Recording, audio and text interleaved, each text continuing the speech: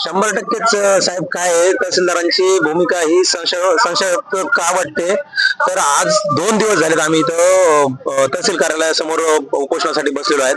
इथनं आम्हाला कानाडोळा करून बघून येत आहेत, पण आमच्याकडे कोणी कसल्याही प्रकारचा कोणताही महसूल विभागाचा अधिकारी आतापर्यंत आलेला नाहीये.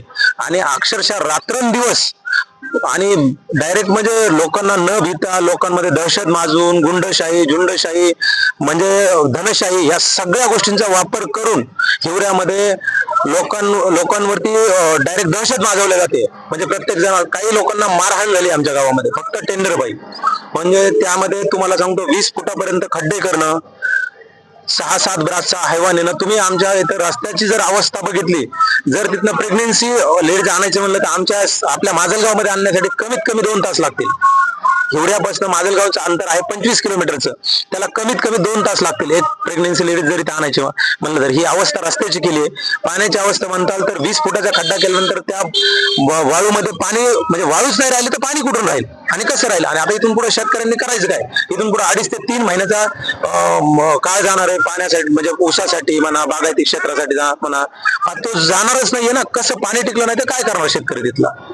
आणि आमच्या आज काही अपेक्षित मागण्या वगैरे काहीच नाहीत. फक्त हे अवैधरित्या जे वाळू उपसा चालू आहे, जी गावातल्या सामान्य नागरिकांवरती दहशत माजवण्याचा प्रयत्न चालू आहे, हाच बंद करा म्हणतोय आम्ही. तुमचं जे महसूल विभागाने दिलेलं तुम्हाला टेंडर आहे, तर ते तुम्ही लिगल पद्धतीने चालवा. आमचं त्याला काहीच विरोध नाहीये.